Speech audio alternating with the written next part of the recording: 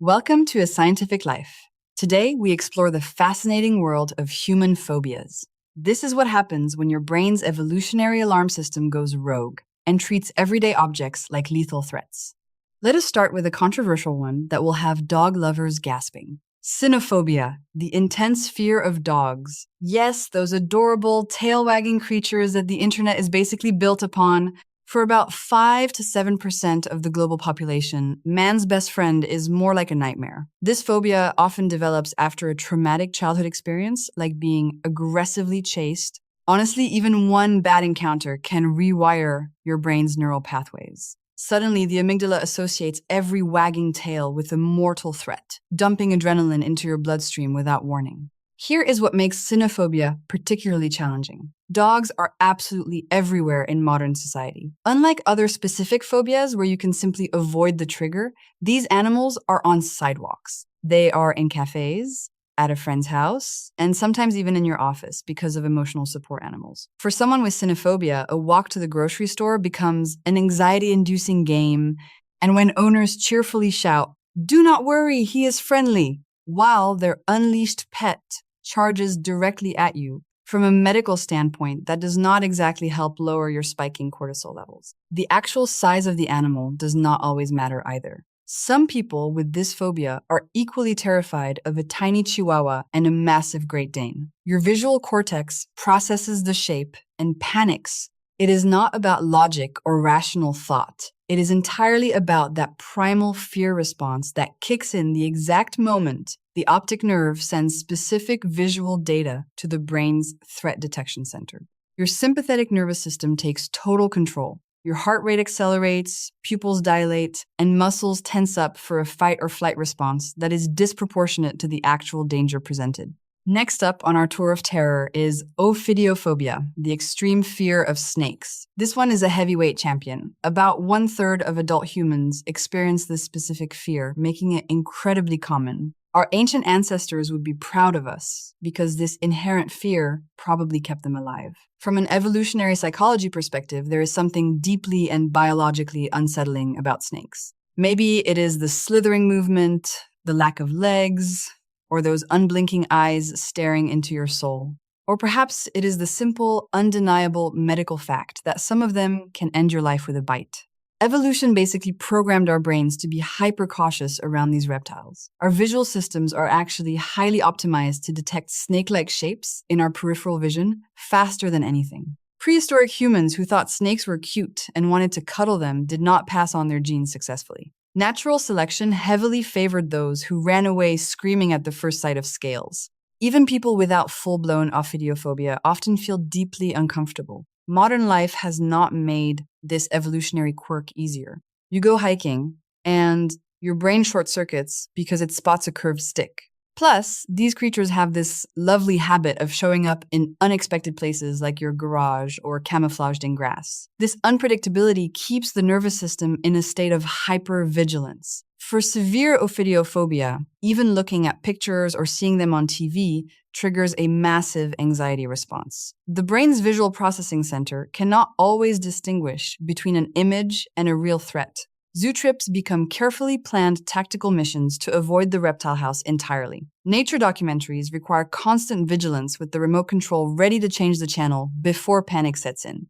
Your brain's threat system refuses to accept that a creature safely behind thick glass poses no actual threat. The survival instinct overrides logical processing, leaving you sweaty, panicked, and desperate.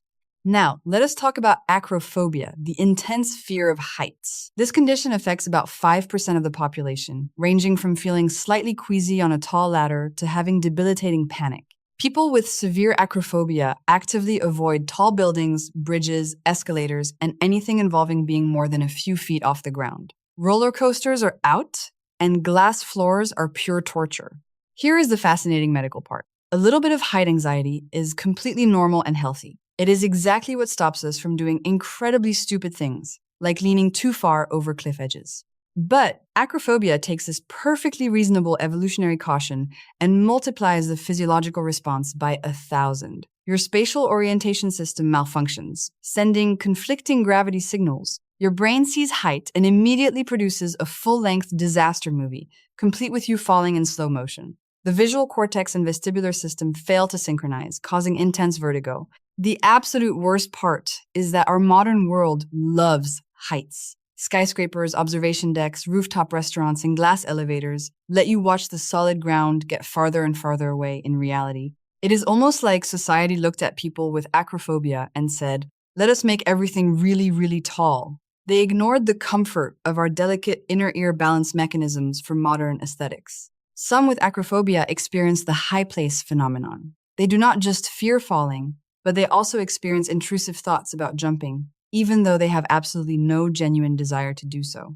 It is an incredibly bizarre cognitive dissonance. The brain misinterprets its own safety signal. It thinks, I am backing away, so I must have wanted to jump. It is the cruelest trick your mind can play. The physiological result is sweaty palms, severe vertigo, and an overwhelming, irresistible urge to hug the ground. Your body literally prepares for impact, even behind a reinforced steel and glass barrier. Moving on to aquaphobia, the profound fear of water. It affects about 2 to 3% of people. We are not talking about a healthy respect for the ocean's power. We are talking about paralyzing fear. Whether it is a swimming pool, a deep lake, or a bathtub, the brain categorizes this essential liquid as a deadly substance that will instantly compromise your respiratory system and put your life in danger.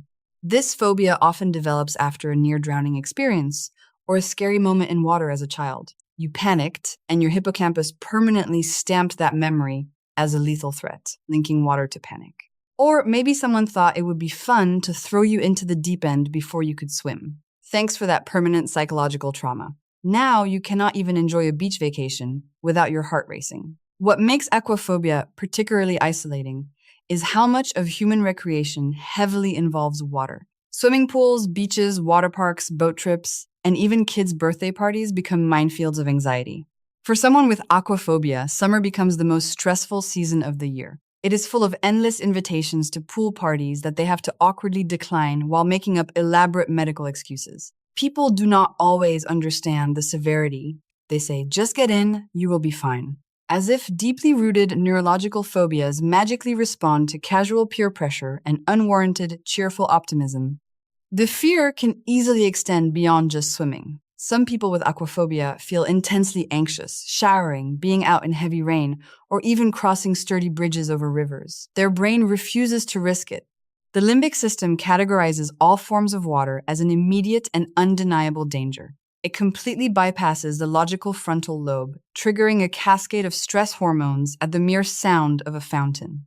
Physiologically, the body prepares for asphyxiation. Breathing becomes rapid and shallow, muscles lock up, and panic sets in. It is a fascinating display of how a life-giving substance becomes the ultimate enemy.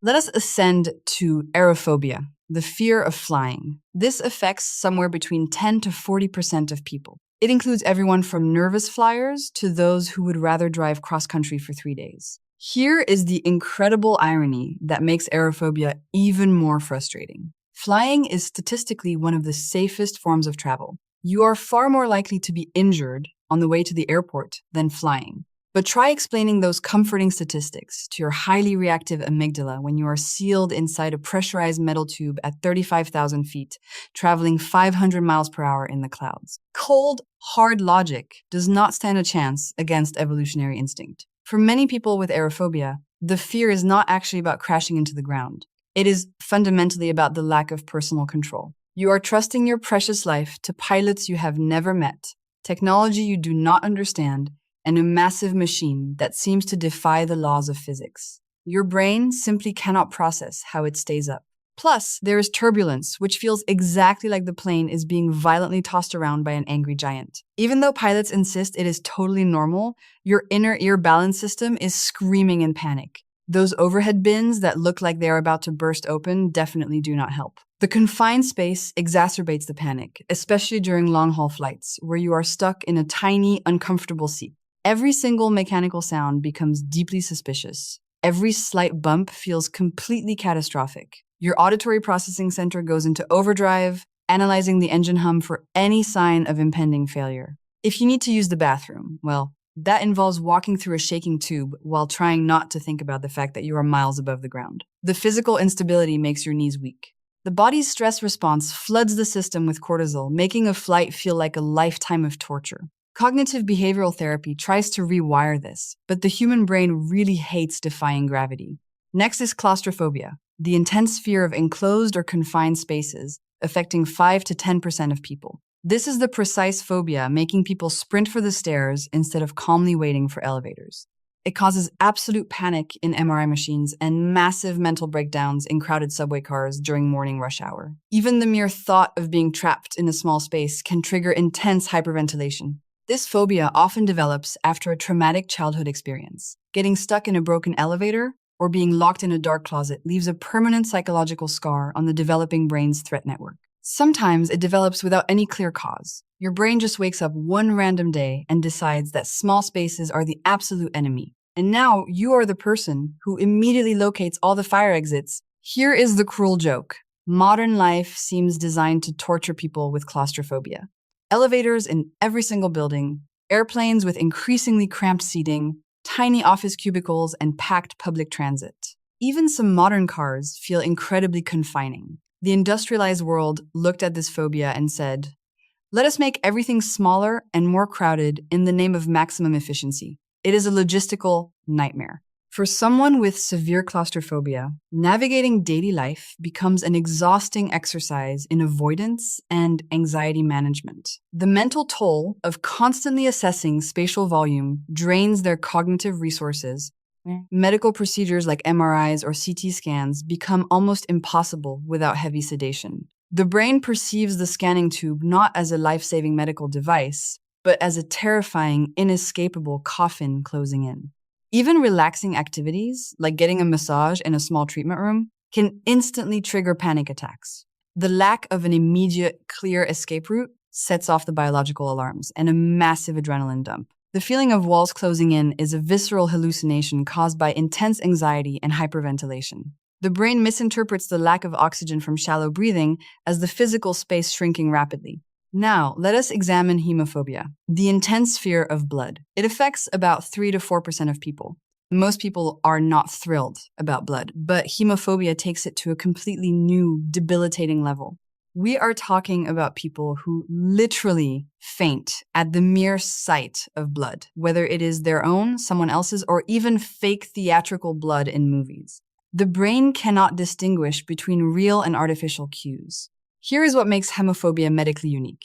It is one of the only specific phobias that can actually cause sudden fainting. When most people encounter their trigger, their heart rate and blood pressure increase. But with hemophobia, seeing blood causes a powerful vasovagal response. Your heart rate and blood pressure suddenly drop like a rock, and boom, you are on the floor. The parasympathetic nervous system severely overreacts. Your body basically hits the emergency shutdown button to protect itself. This creates some incredibly awkward and dangerous situations. Getting routine blood drawn at the doctor becomes an absolute nightmare of dizzy spells. Watching medical dramas on television cannot do it. Someone gets a tiny paper cut, time to look away. And heaven help you if you are the one bleeding, because now you are dealing with an injury and a severe phobia. It is like your brain is playing a cruel evolutionary joke on you. When you need to be highly functional, dropping unconscious next to a bleeding wound is not exactly a great survival strategy in the wild. Yet here we are. People with hemophobia often strictly warn medical professionals. Many have learned to lie down preemptively when blood draws are necessary, just to avoid cracking their heads open when gravity suddenly takes complete control. The phobia easily extends to related medical situations like injections or being in sterile hospitals where the distinct clinical smell alone triggers the possibility of encountering blood, making them feel lightheaded. It is a fascinating display of the intense mind-body connection, where a visual cue of a red liquid directly crashes your cardiovascular system in seconds. The power of the human brain to sabotage its own body is incredible. Finally, we have trypanophobia, the extreme fear of needles and injections, affecting up to 25% of adults. Yes, a full quarter of the global population absolutely shudders at the thought of a metallic prick. This became especially relevant during recent years, when everyone suddenly needed multiple shots. For people with trypanophobia, that was basically mandatory, society-wide exposure therapy, whether they actually wanted it or not. Trypanophobia is not just about the minor physical pain of getting stuck with a needle, though that does not help. It is deeply about the agonizing anticipation, the loss of bodily autonomy, and the sterile clinical environment. The visual stimulus of a sharp object intentionally piercing the skin triggers deep evolutionary alarms. Your brain screams that foreign objects should not enter the body. Some people will completely avoid vital medical care. They will skip vital vaccinations or decline effective pain medication during procedures because the terrifying needle is perceived as much worse than the agonizing pain it would actually prevent. All rational logic simply vanishes. The incredibly frustrating part is that needles are a fundamental, unavoidable part of modern medicine. Blood tests, vaccinations, IV fluids, and dental anesthesia all involve them. We have not invented Bluetooth blood draws yet. While medical professionals try their best to be understanding and gentle, there is only so much they can do when you urgently need a blood draw or a life-saving shot. They cannot exactly use pure magic to administer the medicine. People develop elaborate coping strategies, looking away, squeezing stress balls, listening to loud music, or asking to lie down beforehand to prevent fainting from the overwhelming surge of pure panic and adrenaline. Just like hemophobia, needles can trigger a severe vasovagal response, where people actually faint from the sheer anxiety and fear rather than from the needle itself. The brain simply unplugs the entire physiological power cord. It is a vicious cycle where the fear of fainting makes you more anxious, which makes you more likely to faint, permanently reinforcing the phobia. Thank you for joining A Scientific Life. Stay curious and try to face your fears.